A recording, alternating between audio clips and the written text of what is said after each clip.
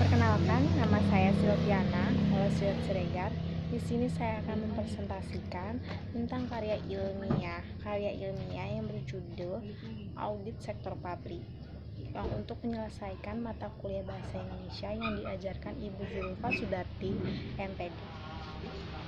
Sebelumnya, audit merupakan sarana untuk mengurangi kesenjangan antara prinsipal dengan agen.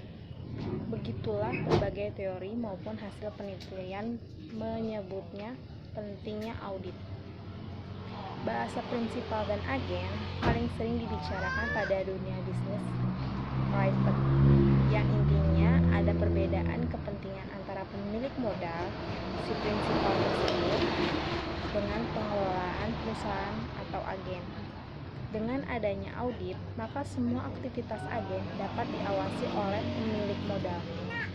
Bagaimana pada sektor pemerintah atau sektor publik?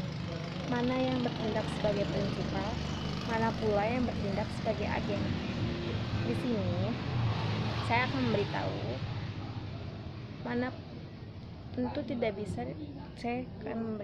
tentu tidak bisa disamakan secara copy paste, namun secara praktiknya yang menjadi agen adalah pemerintah atau lembaga eksekutif, dan prinsipalnya adalah masyarakat.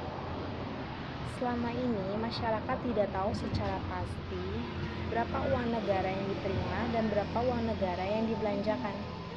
Cara mengawasinya adalah dengan audit. Audit selama ini lebih banyak dikenal oleh kalangan akademis sebagai pemeriksaan keuangan, itu pun pada sektor swasta yang dilakukan oleh auditor, baik auditor internal maupun auditor eksternal.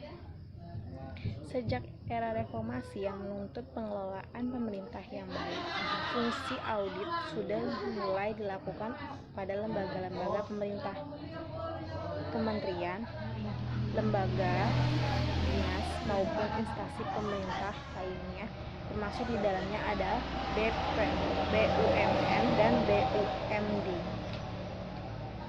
Audit terhadap sektor publik sangat penting dilakukan. Hal ini merupakan bentuk tanggung jawab sektor publik atau pemerintahan pusat dan daerah untuk mempertanggungjawabkan dana yang telah digunakan oleh instansi sehingga dapat diketahui pemanfaatan dana tersebut dilaksanakan sesuai prosedur dan standar atau tidak.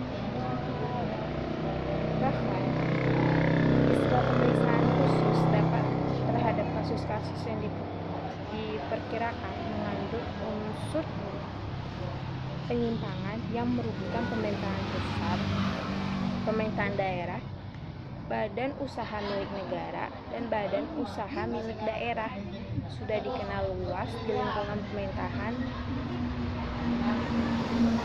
Karena itu, sebagai referensi bagi kalangan akademik, praktis maupun institusi pemerintah dalam memahami audit khususnya pada sektor publik, saya memberitahu bahwa sektor publik untuk masyarakat perlu diajarkan agar banyak masyarakat yang tahu bagaimana keluarnya uang dan bagaimana pemasukan uang dalam suatu negara.